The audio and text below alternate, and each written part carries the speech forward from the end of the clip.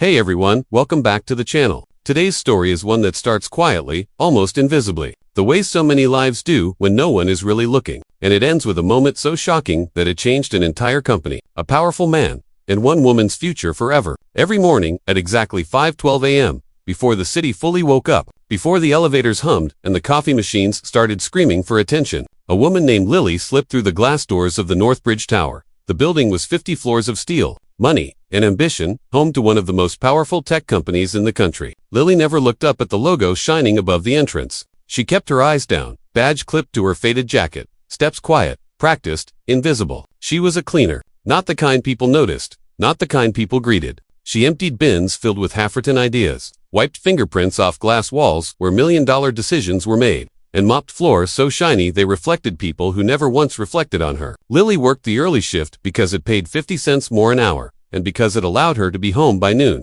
She needed that time. Her life outside those walls was heavier than the industrial trash bags she hauled each morning. That morning, as she rolled her cart toward the executive floor, she tugged her sleeves down a little further than usual. The bruises on her arms were still dark, purple, yellow, angry marks blooming beneath her skin, like secrets she prayed no one would see. She had learned how to hide them. Long sleeves, even in summer. Gloves pulled higher than necessary. Shoulders curved inward, as if making herself smaller might make the pain smaller too. On the 49th floor, the offices were quiet. Too quiet. This floor belonged to the CEO. Ethan Cross was a name people spoke carefully. A self-made billionaire. Ruthless, brilliant, efficient. A man who built an empire before he turned 40 and expected the world to keep up with him. He was known for firing people mid-sentence, for never forgetting a mistake, and for seeing weakness as a disease. At least, that's what everyone thought. Lily didn't expect him to be there. He usually arrived late, after his morning workout, after his carefully measured breakfast, after the world had proven it was ready for him. So when she stepped into his private office and saw the light on, her heart jumped.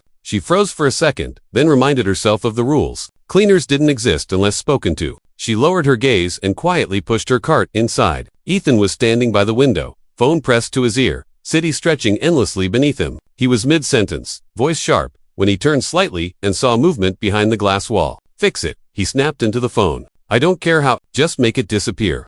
He ended the call and turned fully toward the office. That's when he saw her. At first, he barely registered Lily. Just another cleaner. Another uniform. Another person paid to erase mess. He walked toward his desk, eyes already back on his tablet. "Make sure you don't move the files," he said without looking up. "Yes, sir," Lily replied softly. As she reached across the desk to wipe the surface, her sleeve slipped. Just a little. Just enough. Ethan's eyes flicked up, irritated, ready to say something about professionalism or carelessness. But the words died in his throat. He saw the bruises. Not just one, several, old and new. Finger-shaped marks wrapped around her forearm. A yellowing bruise near her wrist. Another dark shadow just below her elbow. He stared. For the first time in years, Ethan Cross didn't know what to say. Lily noticed the silence. She followed his gaze and felt her stomach drop. Instinct kicked in. She pulled her sleeve down quickly, murmured an apology, and stepped back. "I'm sorry," she whispered. "It won't happen again."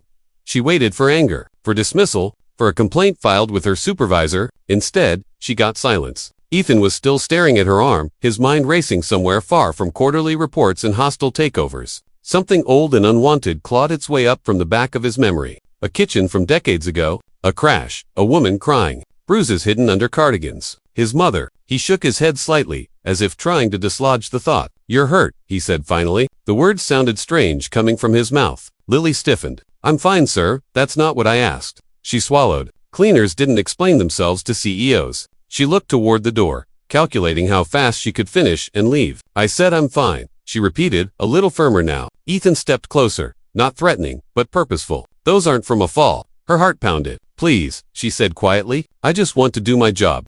That should have been the end of it. Ethan Cross was not known for caring, not known for prying, not known for stopping a workday for a cleaner's personal problems. But something in her voice stopped him. Something familiar. Something terrified and brave at the same time. "Sit," he said, gesturing to a chair. "I can't," Lily replied. "I'm working. I'll take responsibility." She hesitated. Every instinct screamed that this was dangerous. But his tone wasn't sharp. It wasn't cruel. It was human. Slowly, she sat. Ethan leaned against the desk, arms crossed, eyes still fixed on her sleeves. "Who did this?" She shook her head. "It doesn't matter. It matters to me." That surprised them both. Silence stretched between them. Outside, the city roared, unaware of the fragile moment unfolding 50 floors above it. "My husband," Lily said finally, the word tasting bitter. "He gets angry. Ethan's jaw tightened. Does he do this often? She didn't answer, which was answer enough. Why don't you leave? He asked, then immediately regretted how simple it sounded. She laughed softly, humorless. With what money? With what place? I clean offices for a living.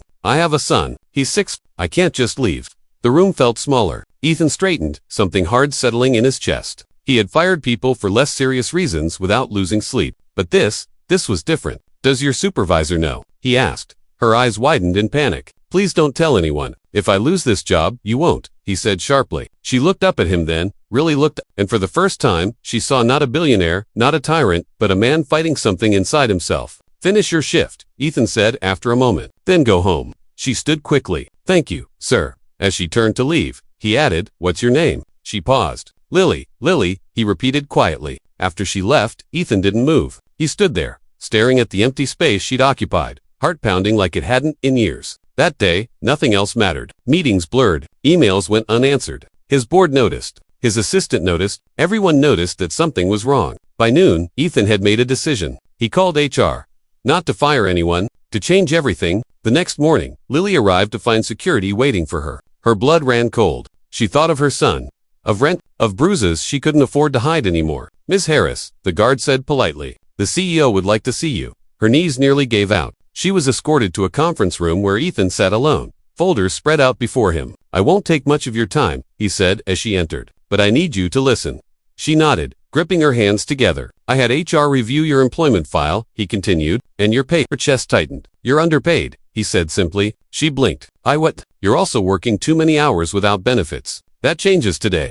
He slid a document across the table. This is a full-time facilities coordinator position. Higher salary, health insurance, flexible hours. Lily stared at the paper, unable to process the words. Why? She whispered. Because you deserve better, Ethan said, and because this company failed you. Tears filled her eyes. I don't understand. There's more, he added gently. We have a partnership with a local legal aid organization. They help employees in difficult situations. Her hands shook. Are you saying I'm saying you're not alone? He said, and you don't have to go back. The room went silent as Lily broke down.